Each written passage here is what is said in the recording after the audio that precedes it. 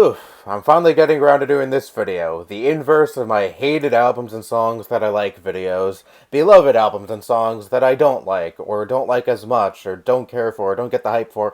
I'm still a little uncertain of what the fuck I'm gonna title this video, so I'm kind of in a dilemma here, but by the time I upload this, of course, it'll have a title that I'm certain about, so whatever, I don't think you really care about my plight here.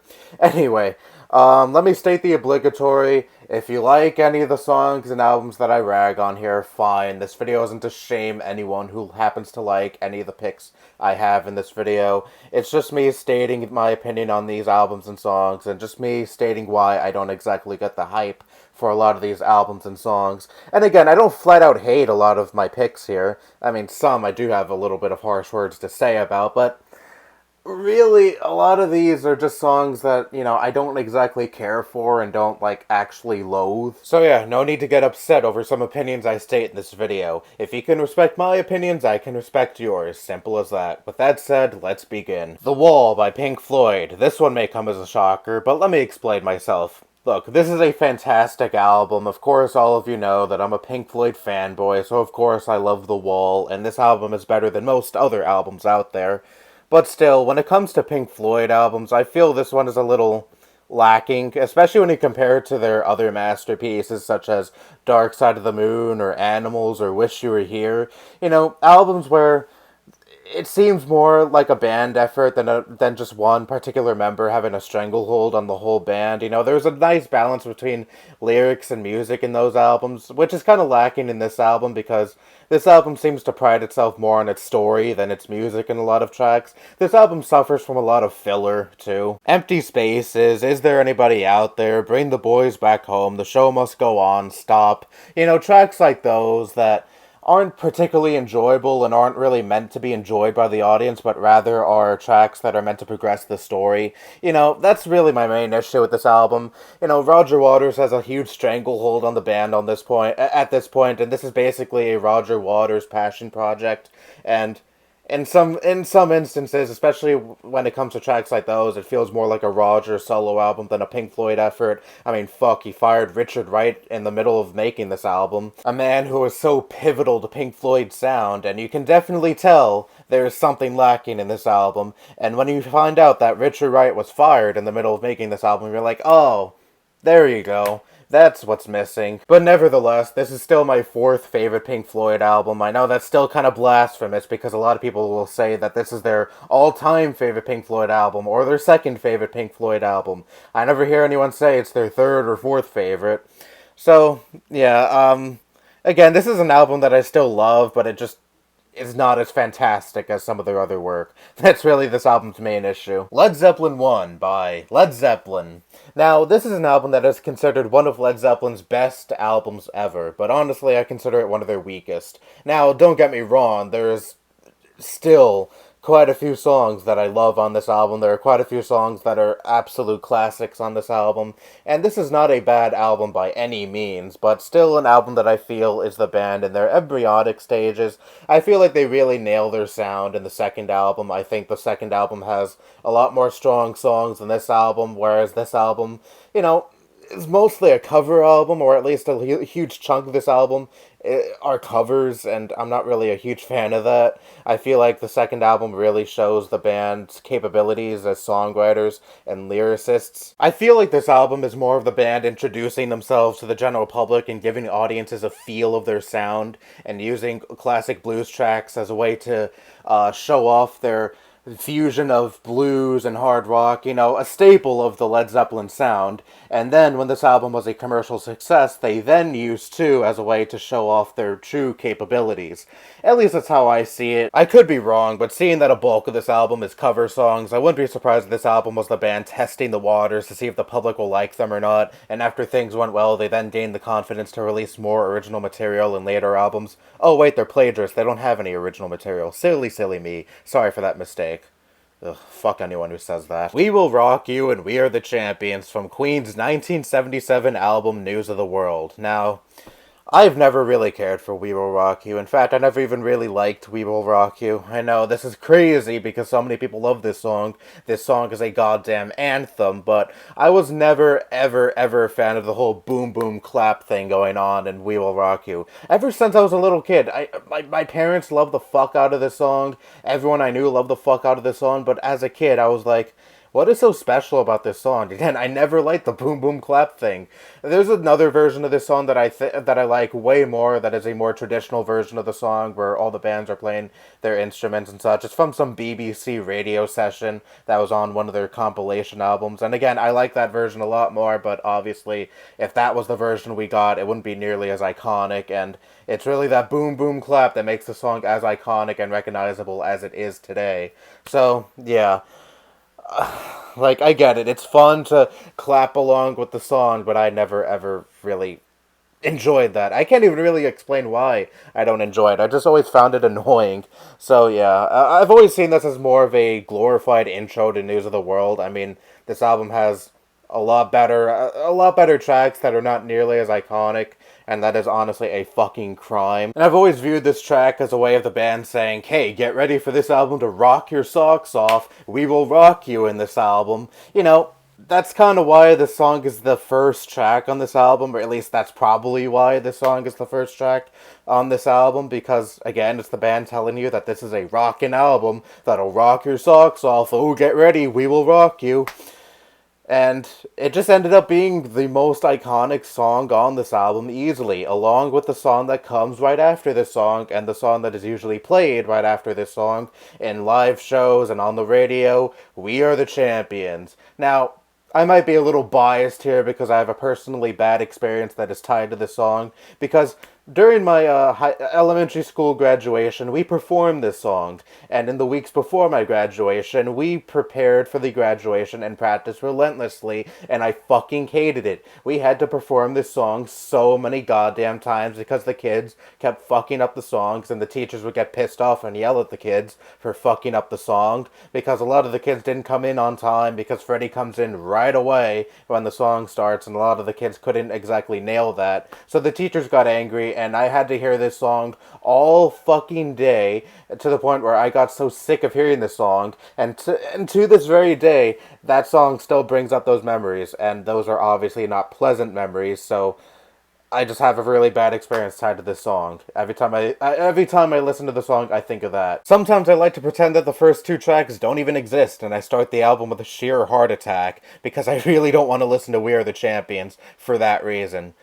It's a good song, don't get me wrong, but again, I know I'm a little biased here by saying it's tied to a really bad personal experience of mine, but that's really my ultimate reason as to why I don't like the song. Plus, I never really found the song all that great anyway. I mean, yeah, it's cheerful, yeah, it's another anthem-y type song, but still, it's a song that I don't think is exactly as stellar as a lot of other tracks on this album. Again, like the first two intro tracks are not even that great in my opinion, and you have some fucking classics here like Sheer Heart Attack, Spread Your Wings, It's Late, Fight from the Inside. Those songs are my favorite tracks on this album that I think blow the fuck out the first two tracks on this album, but yet not as many people know those tracks. It's really unfortunate. Really, really is. Nirvana's Unplugged performance. Now, this one's a weird one because normally I'm a sucker for stripped-down acoustic versions of otherwise hard-rocking songs, but this is an exception because I think a lot of the songs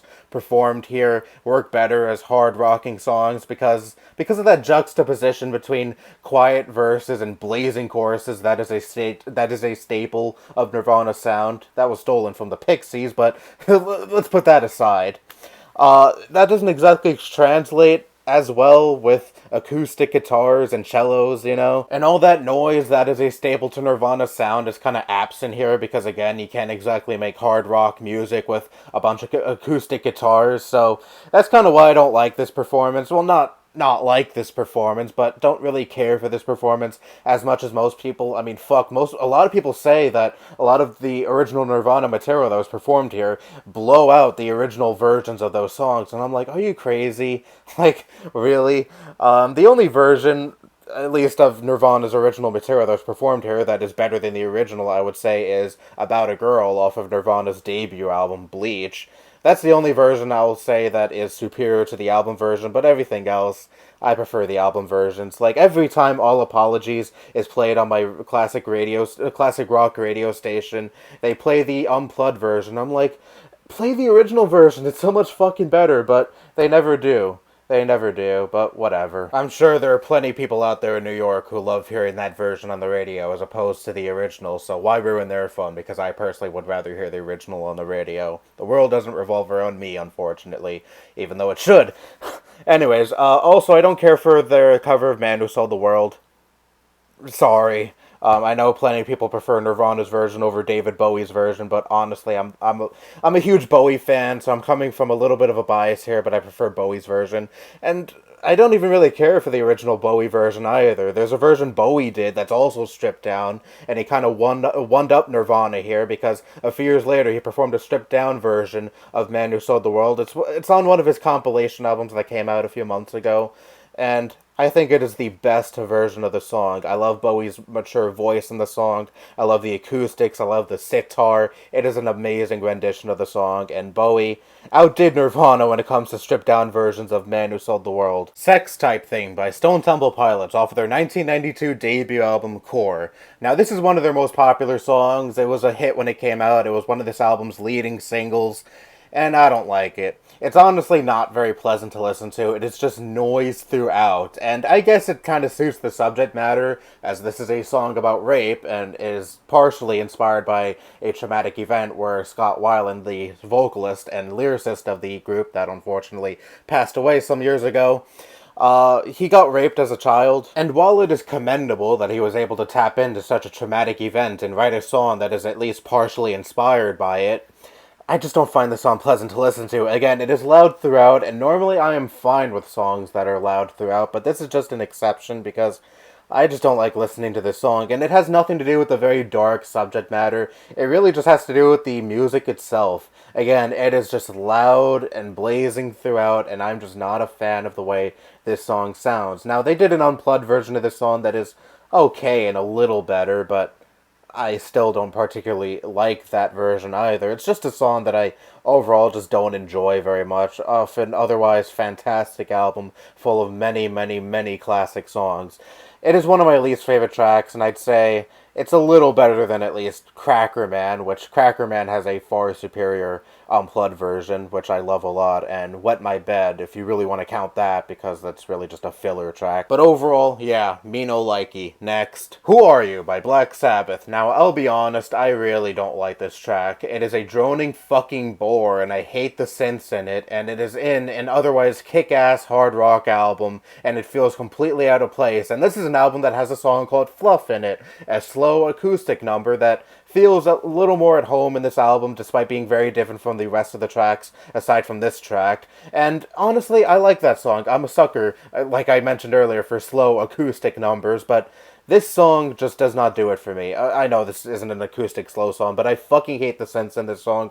It is a slow, slogging bore in an otherwise fast-paced, exciting, hard rock album, and it just feels so out of place. Like, again, you have all these great fucking songs, and then you have this right in the middle, completely killing the momentum of the album. And having synths in this song out the ass, like the band is shooting fucking laser beams at you. So yeah, no bueno, fuck this song. Mesmerized by System of a Down. Now, this is an album I really don't care for, because a lot of the songs in this album I find to be really meh. I mean, this album has its moments, like Question, my favorite track on the album, Radio Video, Violent Pornography, Lost in Hollywood, and that's about it, really. And then you have crap, like Old School Hollywood, Cigarro, This Cocaine Makes Me Feel Like I'm on This Song, which is a really annoying song, to be brutally honest. And then you have meh tracks like Revenja, Sad Statue, and I'm gonna say it, BYOB.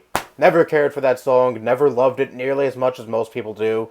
I don't know, I never really cared for the juxtaposition between the quiet verses and loud portions of the songs. Like, usually System of a Down is cool when it comes to crazy sounding songs like that, but BYOB just does not do it for me.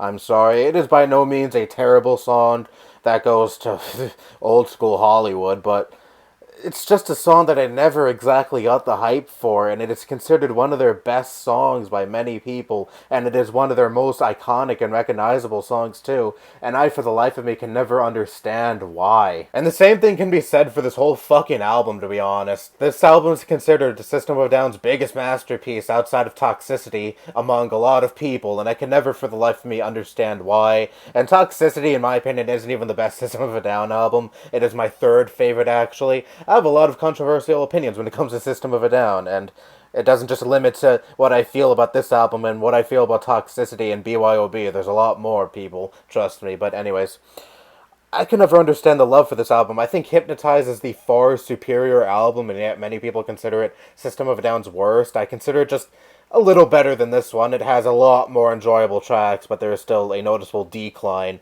after the first three System of a Down albums, which I consider to be very close to each other in quality. And if you care enough, my favorite System of a Down album is the debut album. I love the rawness and, quite frankly, how heavy that album is. It is unlike every other System of a Down album that came after it in a very, very good way. And I think Steal This Album is their second best album, and then Toxicity, and then these albums that are just such a drop-off in quality, to be honest. I don't consider these to be of the same quality as the first three, but Hypnotize I really enjoy, and this album not so much. And again, I really don't get the love for this album. I find it mostly to be either meh or, in some cases, just bad. And I know I'm not alone when I say the Mesmerize and Hypnotize albums aren't exactly as stellar as the first three, but there's still a pretty large fan base for especially Mesmerize, so there are quite a few people who love this album, and again, I can never wrap my head around why people like this album.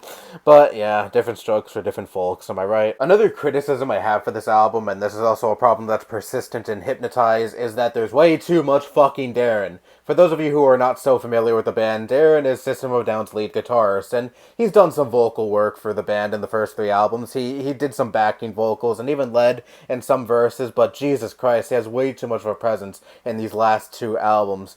His voice is just not good, to be brutally honest. Like, it is whiny, it's high. I don't like the sound of his voice, okay? And he sings a good chunk of these songs alongside Serge, and, like, you already have a lead singer, dude, who is miles better than you, and yet you choose to squawk into the microphone more than you did in the first three albums, and I just don't like it. Darren just does not have a pleasant voice to listen to at all. And according to Serge, Darren had a pretty big stranglehold on the band during the production of these last two albums, and that's definitely very evident, and the quality definitely suffers as a result of that. So thank you, Darren, for making the production of these last two albums rather unpleasant, thus making the quality suffer as a result. And thank you for possibly being the reason as to why we're almost certainly never ever going to get another System of a Down album. Thank you very much. Anyways, let's move on. Uptown Girl by Billy Joel off of his 1983 album, An Innocent Man. Now, when you think of Billy Joel, chances are three songs pop into your mind right away. Piano Man, We Didn't Start the Fire, and this song. This is a very, very iconic song, and if you don't recognize the song by name, chances are you've heard it on the radio before, at least a couple of times. I've never liked this song, never got the hype for this song.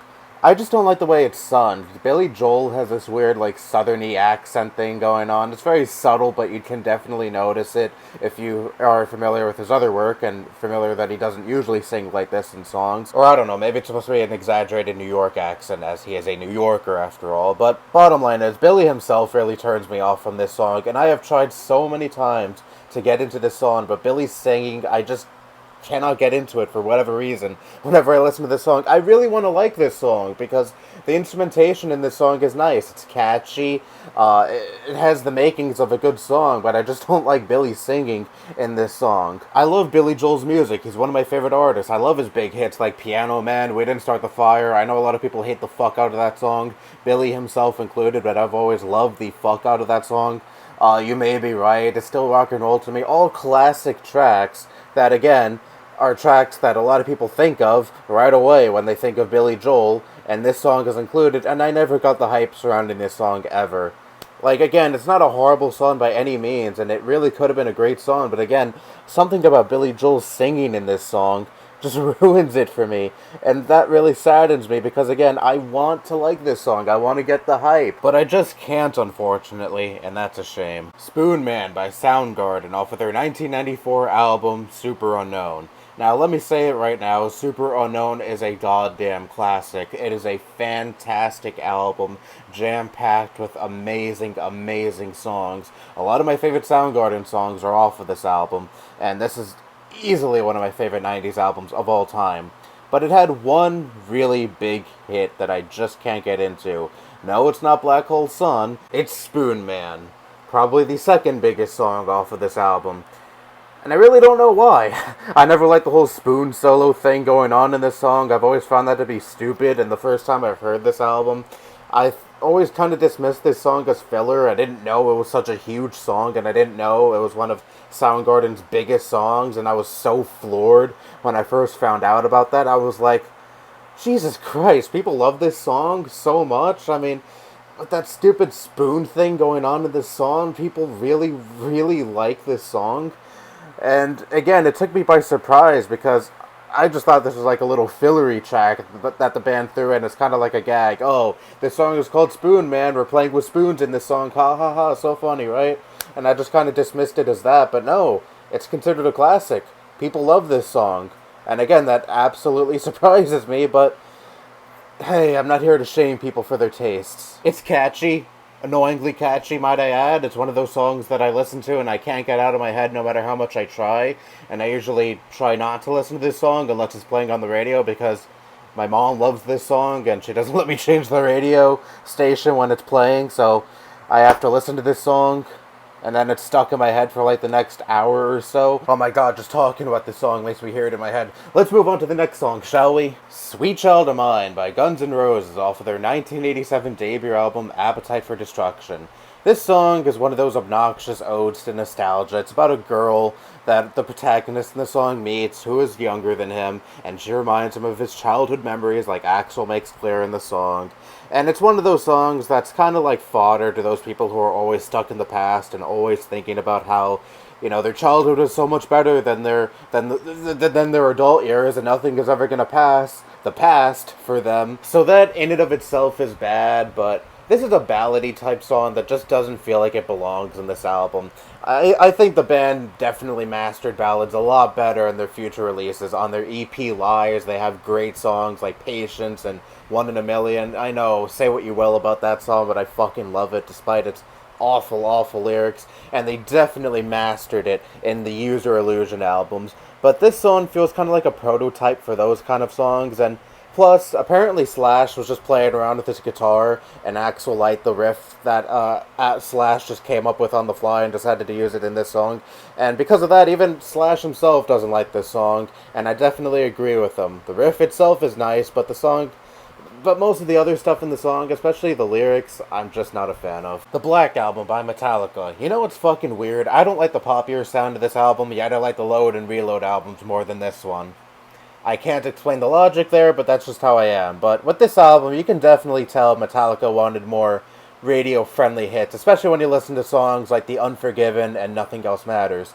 Even though I like The Unforgiven, and, well, I don't like Nothing Else Matters, but that's aside the point. You can definitely tell that Metallica wanted to cater to a more mainstream audience. While I do like some tracks on this album, it just pales in comparison to their first four. The radio pandering is so evident on this album, and again, I still like the Load and Reload albums, despite it being even more panderish than this album. I guess I like those albums because they're a little bit more ambitious. Metallica's kind of breaking out of their, metal shell, I guess, and trying out different kind of music, and still trying to maintain that Metallica sound, but still trying to embrace a different kind of genre of music, and I can appreciate that.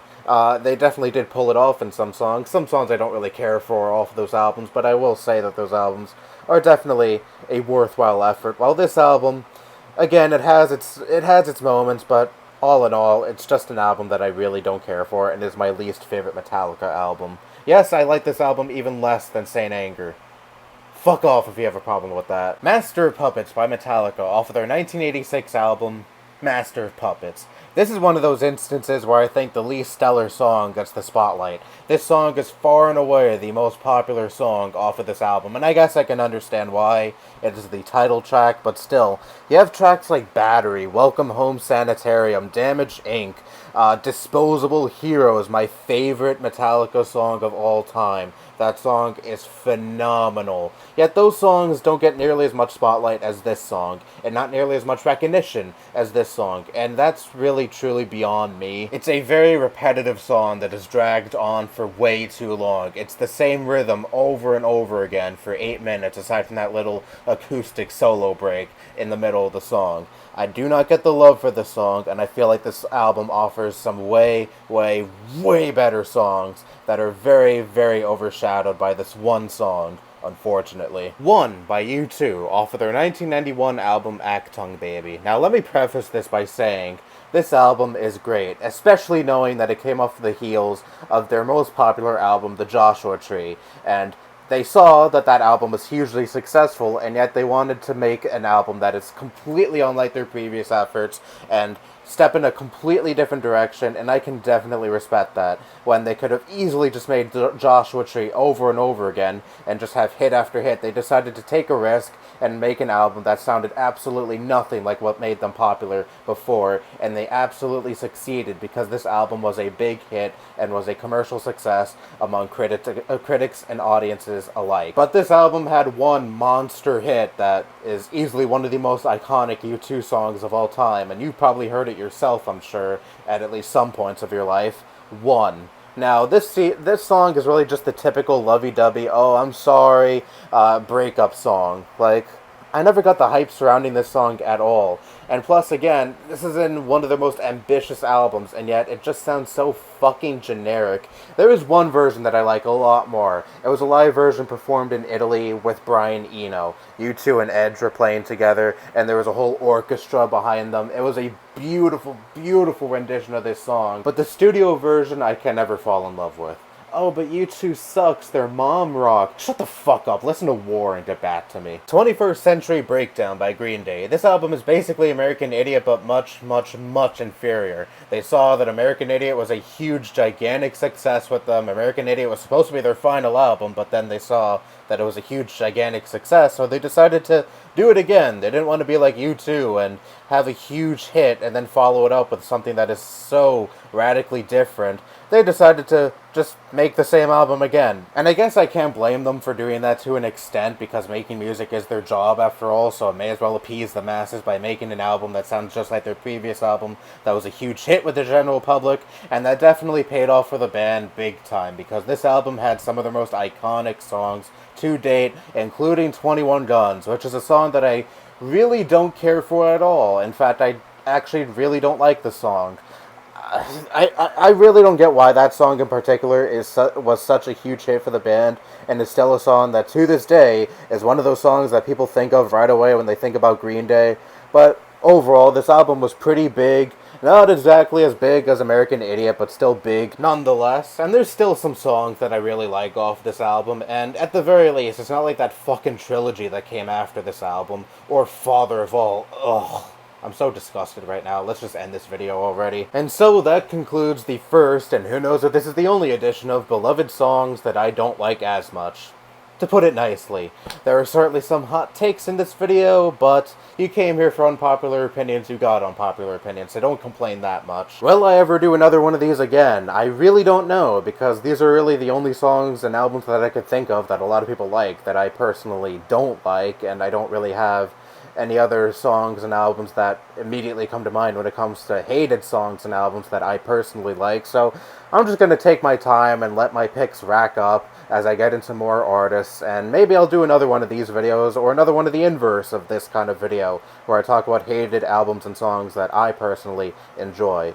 We'll see when that happens, but I'll probably do another one of these and another one of those kind of videos again someday. Maybe it'll take another 2 years for me to create, but thank God this video didn't take me that long, because I've been promising this video for months, and I finally got around to doing it. It's just that doing longer videos is a hassle, and a lot of the times I'm too lazy to do these kind of videos, but I finally gathered up the willpower and did this video, so you're welcome. Anyway, that's all I have to say. Bye-bye.